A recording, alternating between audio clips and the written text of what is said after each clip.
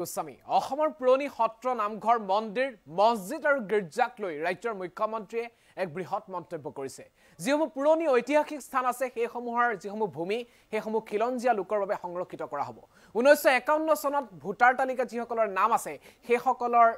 জৰিয়তেহে সেইসমূহ স্থানত ঐতিহাসিক স্থানত অৰ্থাৎ 250 বছৰ পুৰণি যিসকল মন্দিৰ মছজিদ আছে নামঘৰ আছে গিৰ্জা আছে সেইসমূহ স্থানত সেই স্থানৰ যিসকল স্থায়ী বাসিন্দা তেওঁলোকে মাটি ক্ৰয় বিক্ৰয় কৰিব পাৰিব ৰাজ্যৰ মুখ্যমন্ত্ৰীৰ মন্তব্য আহি পৰিছে কি আছে বিশেষ আইনত আমি জনাম পুৰণা মন্দিৰ মছজিদ সত্ৰ নামঘৰ গিৰ্জাক লৈ ৰাজ্যৰ মুখ্যমন্ত্ৰীয়ে বৃহৎ মন্তব্য আগবঢ়াইছে 5 কিলোমিটাৰ ব্যাসাৰ্ধত অন্য লোকে ক্ৰয় কৰিব নোৱাৰিব মাটি এইসমূহ ঐতিহাসিক স্থানৰ 5 কিলোমিটাৰ ব্যাসাৰ্ধত অন্য লোকে মাটি ক্ৰয় বিক্ৰয় কৰিব নোৱাৰিব বৰদোৱা সত্ৰ বৰপেটা সত্ৰ আৰু মাজুলী বিশেষকৈ ঐতিহাসিক স্থানসমূহত এই নিয়ম ইতিমধ্যে প্ৰযোজ্য কৰিছে ৰাজ্য চৰকাৰে কেৱল মাত্ৰ ৰাজ্যপালৰ অনুমোদন বাকি ৰাজ্যৰ আন ঐতিহাসিক স্থানৰ মাটিৰ ক্ষেত্ৰতো খিলঞ্জীয়াৰ বাবে এই সংৰক্ষণ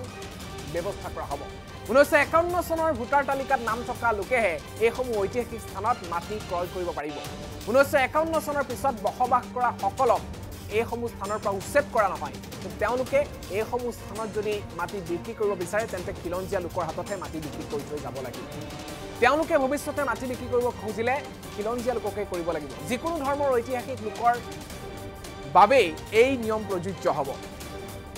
ৰাজ্যৰ মুখ্যমন্ত্ৰীৰ তৰফৰ পৰা পুৰণা সত্ৰ নামঘৰ মন্দিৰ মছজিদ গিৰ্জাক লৈ এক বৃহৎ মন্তব্য আহিছে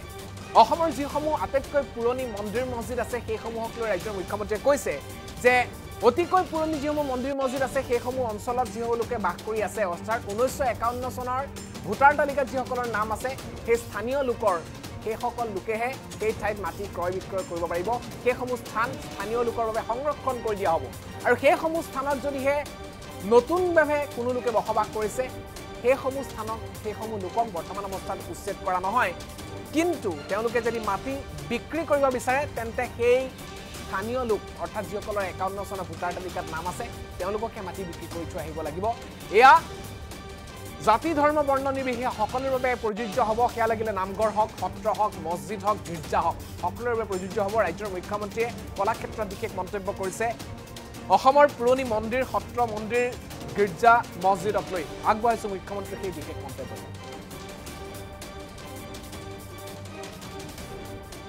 অসম চুক্তিৰ 6 নম্বৰ দফা ৰূপায়ণ কৰিবলৈ যাওঁতে আমি হাতত ল'ব বিচৰা আৰু কেইটামান গুৰুত্বপূৰ্ণ ব্যৱস্থাৰ বিষয়ে যোৱা বিধানসভাত আমি অসম ৰাজহ আইনৰ চেপ্টাৰ 12 আমি সংলগ্ন কৰিলো চেপ্টাৰ 12 মানে কি যে ৰাজ্য চৰকাৰে যেতিয়া এটা মন্দিৰ নামঘৰ সাংস্কৃতিক প্ৰতীকক যেতিয়া আমি আইকনিক ষ্ট্ৰাকচাৰ বুলি ডিক্লেয়াৰ কৰিম তেতিয়া সেই আইকনিক ষ্ট্ৰাকচাৰটোৰ ভিতৰত অকল 1951 চনত অসমত থকা মানুহে মাটি কিনা বেচা কৰিব পাৰিব আৰু 1951 চন মানে গুৱাহাটীৰ 1951 চন হলে নহব সেই অঞ্চলটোৰ 5 কিলোমিটাৰ ব্যাসাৰ্ধৰ 1951 চন হ'ব লাগিব অৰ্থাৎ বৰপেটা বৰদোৱাত 5 কিলোমিটাৰৰ ভিতৰত মাটিৰ লেনদেন 1951 চনত অসমত থকা আৰু এক ষ্টেপ ওপৰত গৈ সেই 5 কিলোমিটাৰ ব্যাসাৰ্ধৰ ভিতৰত থকা মানুহে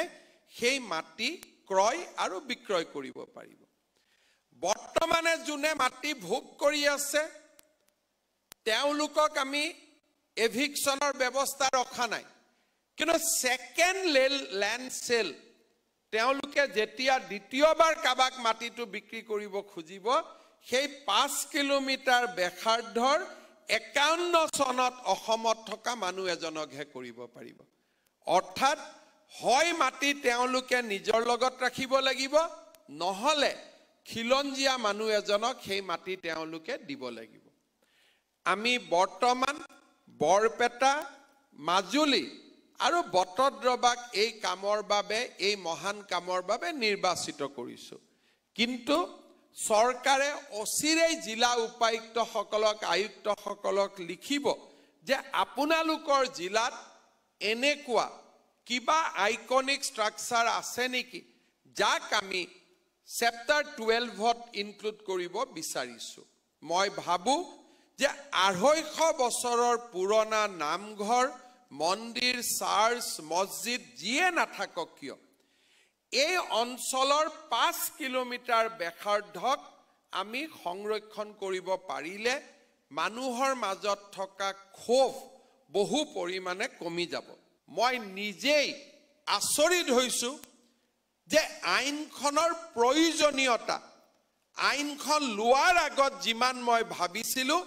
আইনখন গ্ৰহণ কৰাৰ পিছত আইনখনৰ প্ৰয়োজনীয়তা মই আৰু বেছিকৈ কৰবাত নহয় কৰবাত অনুভৱ কৰিছো চেপ্টাৰ 12ত মই আশা কৰো যে it is a secular act মছজিদকো ৰাখিব পাৰো গিৰ্জাকো ৰাখিব পাৰো নামঘৰকো ৰাখিব পাৰো ৰংঘৰকো ৰাখিব পাৰো চৰাইদেউ মৈদামকো ৰাখিব পাৰো both cultural and religious milestone and irrespective of religion এই আইনখনৰ বাবে আপোনালোকে প্ৰস্তাৱ প্ৰেৰণ কৰক আৰু আমি প্ৰস্তাৱসমূহ গ্ৰহণ কৰিম